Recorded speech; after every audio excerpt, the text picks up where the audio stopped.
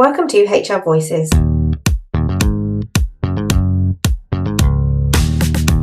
podcast for independent HR and people professionals and the businesses they support.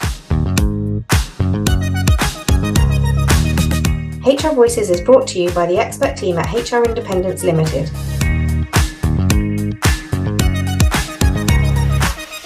We hope you enjoy.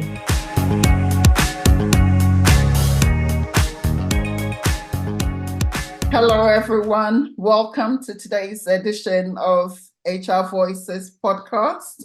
I'm your host, Mary Asante. I'm missing, as you might see, my co-host, Charlotte Alfrey, because Charlotte is out of the office today. But I have the lovely Paula with me here today. Hi, Paula. Hi, Mary. I'm delighted to be here with you today. Thank you for coming. I'll hand over to Paula for her to introduce herself, and then we'll be talking about a very interesting and fascinating topic, that is growth. So looking at growth from a personal angle, from a professional angle, and how you can take the necessary steps towards growth. So Paula, over to you to tell us a bit more about yourself. Thanks so much, Mary. And thanks again for inviting me on today's podcast. So my name is Paula Melbourne. I am a fairly new member of HR Independence in the last year. I'm also a global HR consultant and a qualified career coach.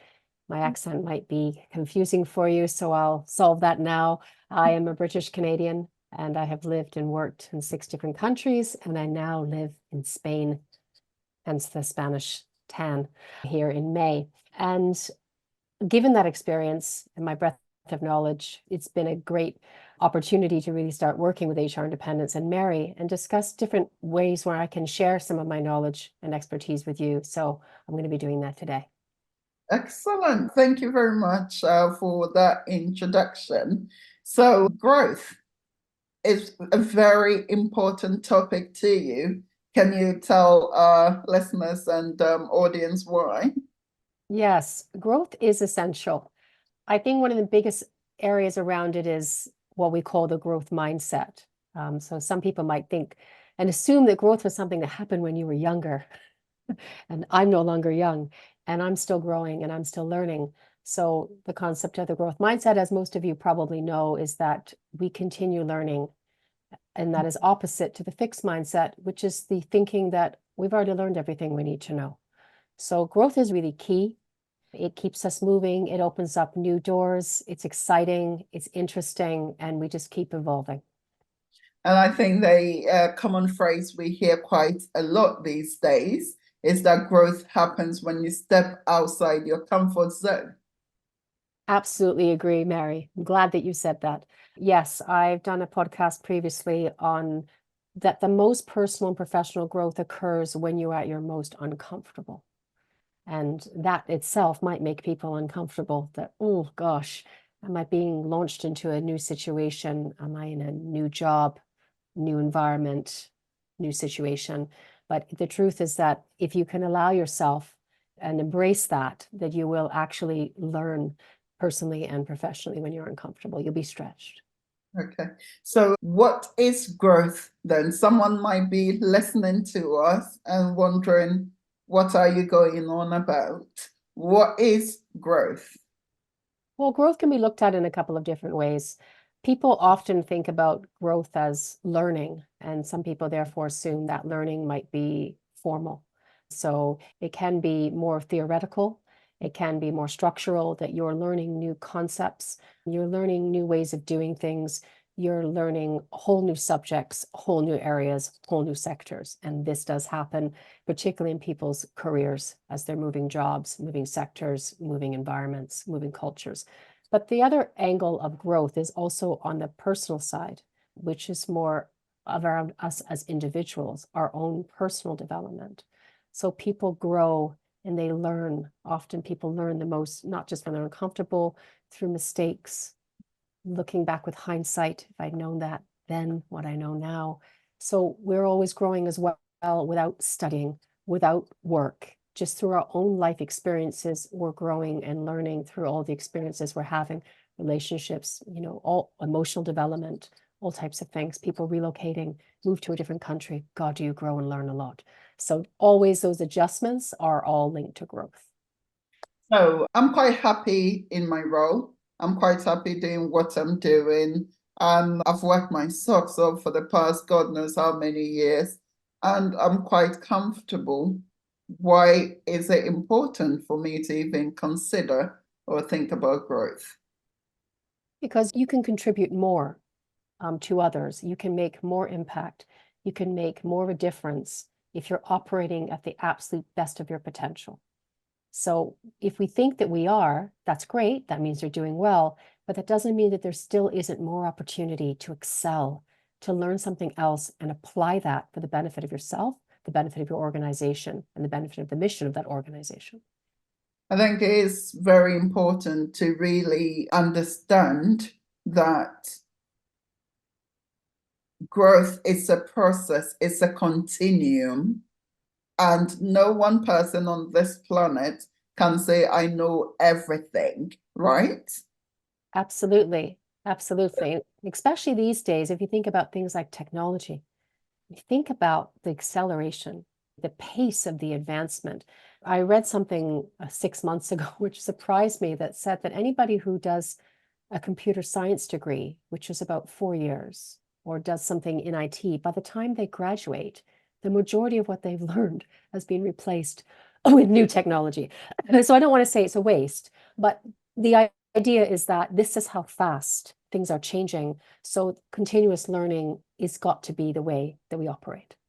Yes, and learning as it is really learning, getting to know about new skills, new techniques, in some cases, technologies, know-how of doing things, how to do things differently, and how to come up with solutions that you may otherwise not think about to help you to resolve certain situations and challenges and stuff, which Absolutely. is really Yeah, it's really key. And I've seen this. Some of the most capable, intelligent leaders and executives that I've coached in order for them to find a different approach, find a different solution, as you're saying. So they're really brilliant at what they do, but they need a different angle because what they're applying hasn't worked as best as it could.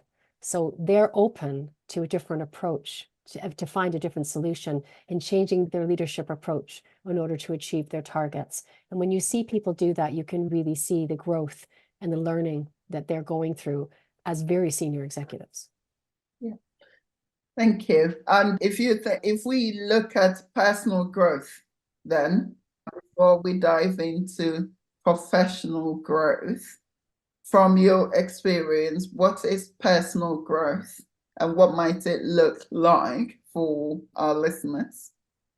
Thank you. So personal growth for me is most about knowing where you want to be and then understanding the steps to get there. So a concept I often use when career coaching is a crossing the bridge concept, where somebody's needing to imagine themselves on the other side of the bridge.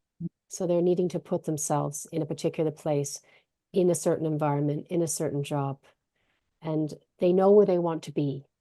In order to know where they want to be, they have to know who they are. They have to know what they want. They have to know what their values are, and what environment gets the best out of them. All of those things. I ask them lots of questions. Who do you admire? What do you want to be known for? All of that. So a lot of self-reflection to know who they are and where they want to be. So then they imagine themselves, okay, I think I understand now where the target is and the objective. And then working backwards on the steps as to actually how to get there and how to cross to the other side of the bridge. And all of those steps are growth. They're all going to be cumulative. It's not going to be like that. It can often take 2 years, 3 years to actually get to where they want to be. They might have to study something. They might have to change. They might need to be shadowed. Lots of different things. But knowing themselves are really important. Knowing your purpose. And a great Japanese concept, a very old Japanese concept, which is famous around the world, is called ikigai. Have you heard of that one, Mary? Yes, quite familiar with it. Yeah, I thought you had. So ikigai is a Japanese concept that helps one find their purpose.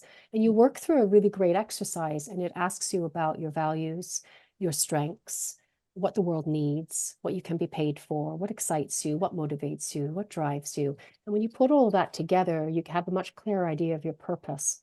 And when you have that purpose, you understand, well, are there any gaps here? Here I am, and this is where I want to be. So what growth is required, and in what areas? And how do I then take this forward in order to get where I need to? So then they take those steps forward. I think it's very important that people do understand that if you know your steps, your purpose, your values, and what you are trying to achieve, that is helpful, and that would help with the getting a sense of satisfaction when you achieve things, because otherwise you're just dealing with these gaps, with these checklist exercise, tick, now what? And there's still that yearning, that desire for, oh, I'm not achieving anything, I'm not doing anything, and I'm not. So it's really sort of working with that mindset, working towards a purpose with some sort of focus to get you to where you want to be, so that you can have the appreciation when you've achieved something, that you have achieved something. And it may not stop there, but at least you build on, because that helps with when you look back to see how far you've come. And that gives you a sense of appreciation of where you may be going or heading next. Indeed. It's a great investment in yourself for people to say, what do I need to be? What are my gaps? What can I learn? How can I keep growing? Often people say, I'm doing really well, but I'm bored. I want to keep going. I feel like I'm stuck, and they're in that stuck way. So it's really exciting when they work out where they want to be and then how to get there. Where I've had individuals where I use the framing of push and pull factors. So sometimes when I'm coaching individuals, we have a push factor whereby they know they want to leave where they are, bored, unhappy, different things. They want out of where they are. So that's what's driving them to find their new role. What's missing is the pull factor being what excites me, what attracts me, where am I going? So there's nothing pulling them. They're just being pushed out. So I work with them in order we go through this process of purpose. Who am I? What do I want? And some great questions can be, what types of things make you lose track of time? What types of things distract you? And what do you hate? What's the worst job you can possibly imagine? So if they have no idea what they want to do, we can really start with, what don't you want to do, and get closer to, oh, this, so therefore it's not that. So this is who you are. Oh, you lose track of time doing that. So it's more in that area. And eventually it becomes clear. And then they start working out the process, how to get there. So it can be quite a revelation for some people. They have all this information inside them. They do. But it's a way of pulling it out and them actually getting excited about those growth prospects and all of that learning that's in front of them, rather than being daunted by it. Yeah, and I totally agree with that, because sometimes it's also, you're right on they may have all the information within them, but sometimes it's the fear of the unknown, the fear of stepping out of your comfort zone. And where there's even a push factor, there can be that resistance of, yeah, I'm being pushed, but I'm not quite going because I'm not ready to go, or I'm not ready to jump, or I'm not ready to take that leap. And I think that's why if there's a pull factor, it makes it easier. But if there's no pull factor, then it's just pushing against resistance. And sometimes that makes that process quite tough. Yes, absolutely. It would feel uncertain and unstable if you're in it, but you don't understand why. You're just, this is not me, what am I doing? Questioning it. So yeah, that working on the objective at the beginning and the target, and this whole period of self-reflection. And when they answer the questions of people they admire, what's the best environment that you ever worked in? Why? What's the best job? Describe the best working culture you've ever been part of. When we get under that, you really start to know them, and they start to know themselves and start to understand, okay, I need a little bit less of this and a little bit more of that. And this excites me, this annoys me, whatever, and then we craft it. But the learning, this in itself is learning. And this goes back to your original question of personal growth. This is them learning about themselves. Becoming more self-aware. I work a lot with emotional intelligence, and it's really sort of becoming more self-aware, because Yes. that would help you to understand yourself a bit more and will empower you to be more authentic to yourself, and really will help you with, especially if you are in that spot where you require or you need change. It will help you to really come to terms with Absolutely. the stage, and I really need to be on this other side of that bridge, and probably help you to formulate how you're going to get from X to Y or A to B and vice versa. Definitely. Yeah. Definitely. So on professional growth then, what is professional growth? And is that any different to personal growth? Yes, it's very different to personal growth, with the exception of the uncomfortable part that we talked about, where you still grow the most professionally when you're uncomfortable. Mm. And from my own experience, that would be in a new role, in a new sector, in a new environment, in a new country, in a new culture. All those types of things are going to put you in new situations, and they're going to stretch you, they're going to test you. So professionally speaking, in terms of growth philosophy, what's quite a popular way of understanding it and framing it is what's called the 70-20-10 approach to professional growth. The 70 is that 70% of growth professionally is led by you, and 70% of learning is from your own professional experience on the job, if you like. So that is the truth of professional growth. That 70% led by you and gained through experience. 20% is led by others. And by that, I mean you're learning from managers, from people around you. You could be shadowing, be shadowed by somebody. You could be mentored by somebody. It's just general exposure to those who are often more senior than you. Being around them helps you learn a great deal, 20%.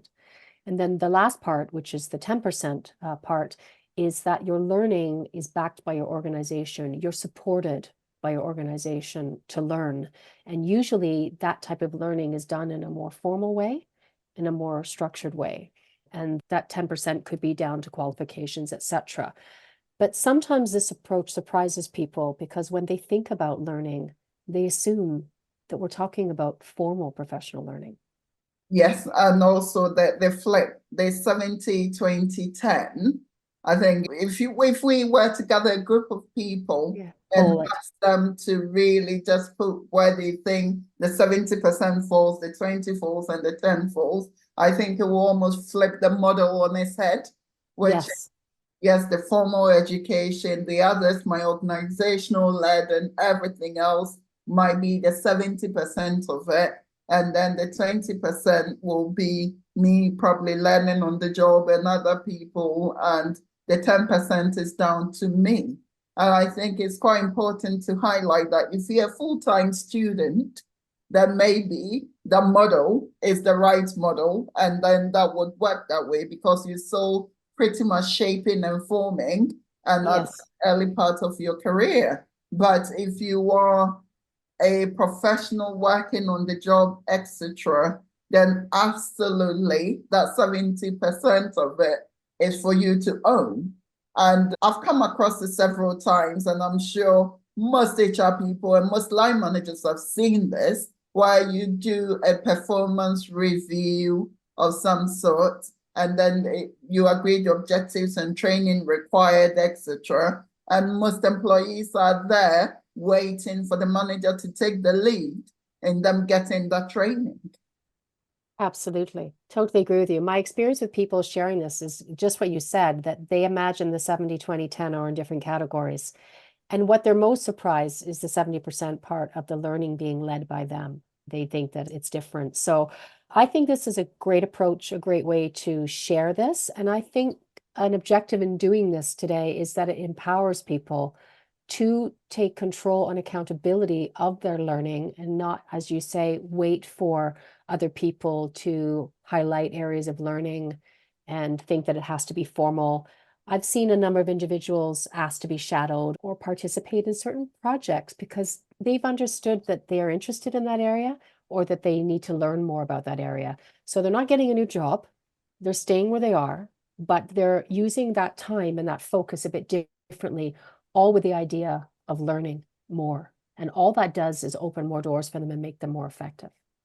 And also to add to that, in this sort of age that we're living with technology and technological advancement and information availability at our fingertips, there are also avenues that if you are proactive in your learning, there's so many ways of learning and achieving what you want to learn about, which really I think goes to emphasize and to support the fact that it's really important that you take ownership and control of your learning to help shape your growth and your development. Absolutely. And when you said that, Mary, it made me think about an example. If we think about AI, artificial intelligence right now, you can either say, I don't want to know anything about that. And I'm just going to carry on with what I know. Or you have a different, more open mindset to embrace that and say, okay, let me understand AI, how it's changing many different areas, how it could impact my department, my function, and how I can learn about it and actually leverage it rather than keep it over there, because those types of things are evolving and fast. So it's a different approach that you can take. But AI, I think, is a good one, particularly in the last 2 years, all of us have just seen taking off. So you've got to go with it. So continuous learning, yes, not just thinking about, oh, I have to learn, or I want to get ahead, or I want to get a good performance rating, but actually the more people continue learning, the more opportunities and doors open for them. So they could be in a position to change roles, change sectors, because they've learned more about it than if they're waiting for somebody to say, oh, you've got a gap here, so you need to brush up on that. I think it's brilliantly empowering if you actually just say, yeah, I'm going to do this because I think I can brush up on that, or I'd like to do this because I'm interested in that. So I'd like to learn more about it. Great. And is there a reason for people to align their personal growth with their professional growth? I would say yes. There are areas of personal growth where there won't be such a need for that connection, I think.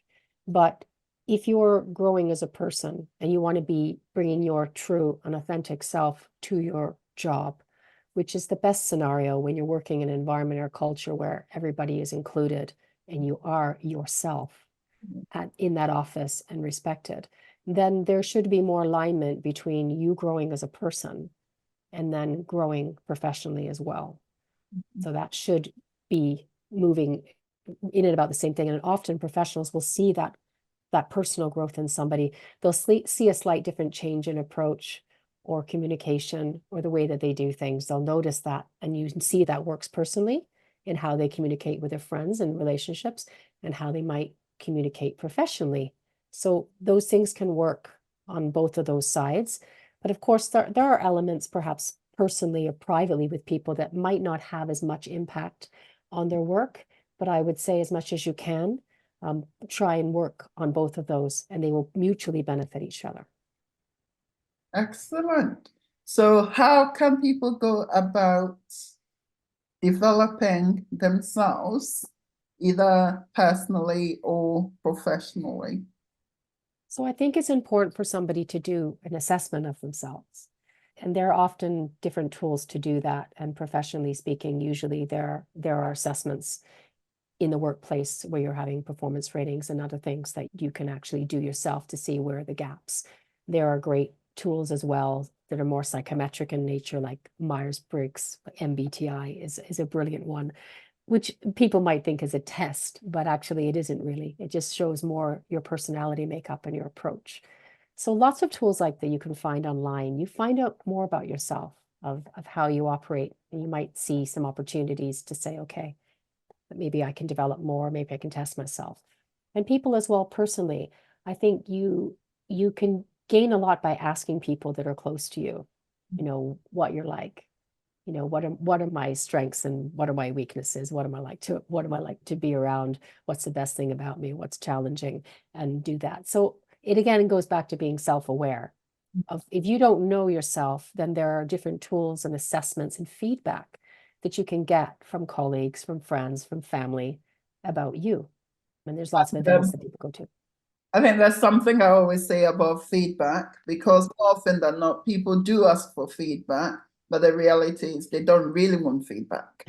Because it's a bit like, oh, I've posted a photo of myself on Facebook or Instagram or LinkedIn, and actually all I'm expecting is everyone to like it. I'm not expecting anyone to say, oh, what sort of photo is that? Why did you post this, or even whatever? And so I always say to people, when you ask for feedback, and it's a very powerful way of knowing what is going well and what isn't going well, in the very least, how others perceive you. Yes. You should be prepared to receive that feedback. Now, you don't have to act on every single thing everyone tells you, and you don't have to take everything everyone tells you as gospel. But if you request or ask for that feedback, you should be open to receiving it. Yeah, absolutely. And I think there are situations where sometimes people aren't, if the feedback is shut down. But if you genuinely wish to grow in some areas and you see that there's an opportunity personally, professionally to grow as a person and in your career, then you are best placed to, even if you know yourself, then validate that knowledge with some other feedback from some other people to say, yes, okay, I can beat you this or I can beat you that. So I'll pull that back. And then you've got some great information of all the great strengths you have, things that you have as superpowers that you bring to the table, and then some other areas where there's gaps or areas that you need to work on. And then that you can take forward. And yeah, it's very important to also recognize that you want constructive feedback. Yes. You want to know what you're doing really well, what's going really well, what isn't going so well, and what you can improve upon. Because if it's all positive all the time, then it offers you very limited or little opportunity for improvement and for growth. Indeed. And one of the ways I do that, Mary, is I use a concept called stop, start, continue. It's really simple. Stop, start, continue. So when you're having those conversations, so what are the things that I need to stop doing? Because those are the things that aren't going well. And that's the most difficult bit of that conversation, is the stop bit. And then what are the things that I need to start doing at work, personally, in relationships, whatever, because they're new and you have the opportunity to start them. And then what are the things that I need to continue doing? And those are generally the things that are going very well, that you are doing very well, to keep doing that. That framing can be really helpful. Yeah, that's really, I think that is true, and it's quite important. And I come across one of the difficult and the hardest things for a lot of people, because when people are giving you feedback, especially on a personal level, it's personal. So it can be quite difficult. And then professionally, sometimes not so much, because in the workplace, people are trained to dress up what they are saying and how they are saying it and all that. So sometimes that can be sort of easier on the ear, but when you're asking for personal feedback, it can be quite difficult, and people can then get quite defensive. Their barriers can go up, and oh my goodness, I had no idea that's how you saw me or perceived me, etc. Which is why I guess sometimes people are a bit reluctant to give that feedback or to give what they really think of the situation. Absolutely. No, absolutely makes sense. And there's aspects of people's characters that are not changeable. They're not. Those people, we are who we are. And I think every single person has got some very strong points, and all of us have some areas of weakness or growth that you can try and work on to a point, but people don't change in a 360 way. They accommodate, they adjust, they grow, but we are still who we are. And it's great to sort of see that and try and leverage even the powers that are perhaps challenging can often be harnessed and leveraged in a different way. So I'm someone with an insane amount of energy. That is good and that is bad. And you can probably understand how that operates. Yeah, and again, on that very point, it's quite important to highlight that being your authentic self and staying true to yourself is exactly that. Knowing where your strengths are, Yeah. where your opportunities for improvements are, and your challenges, etc. Because, like you're saying, even if you can't change it, what can you do to make things sort of better for yourself and for the people around you? Because growth is not necessarily saying you have to effectively become different. It's really about recognition, awareness, emotional intelligence of, okay, I've got these skills, I've got these traits, I've got this and I've got that. This is how it impacts on me. This is how it impacts on the people around me. And this is what I can do if I want to be a little bit more empathetic, if I want to be a little bit less this, and I want to be a little bit more of that, to be able to really sort of come across and to put your authentic self across. Absolutely. Yeah. So anything else you wanted to cover that we haven't touched on? I don't think so, Mary. I think we've talked a lot about growth, mindset, personal, professional, and I think those are the main things, and all it can do for people, and that it be, I think, importantly, accountable to you. For me, that's the greatest takeaway, is that if somebody takes one thing from this podcast, it's that your growth sits with you largely, and you own it, you drive it. And then you're ultimately responsible and proud of any achievements that follow from new learning and changes that you've made. Excellent. Are there any other tips?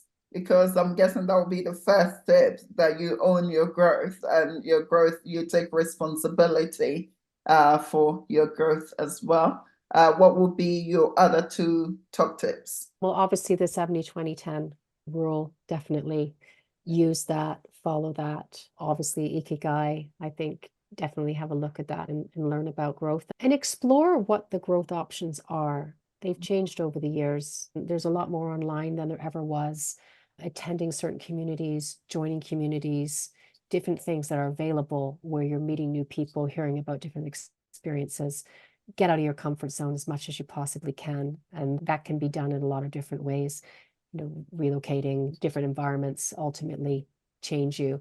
So really, when you think about the growth and you commit to it, then start to explore the many different ways that are now available for you to take your learning forward and your growth, because they are much more than they used to be. Great. Thank you very much, Paula, for sharing with us your insights on growth, but personal and professional growth. And I'd like to thank everyone who's tuned in to listen to us, or who may be watching us. If you do have any questions at all on what we've discussed today, please do get in touch with us and we'll be more than happy to address them for you. If you also have other topics that you want us to discuss on this podcast, do get in touch and we'll do our very best to bring on guests to discuss those for you. And of course, we're trying to encourage people to come onto the podcast as guests. Part of HR Voices' mission is to absolutely give opportunities and to help amplify voices which may otherwise not be heard elsewhere. So if you want to come onto this podcast, please do get in touch and then we can do our very best to help you come on as a guest. So thank you, everyone. And thank you once again, Paula. And hope to see you all again soon. Thanks, everyone. Thanks. Bye.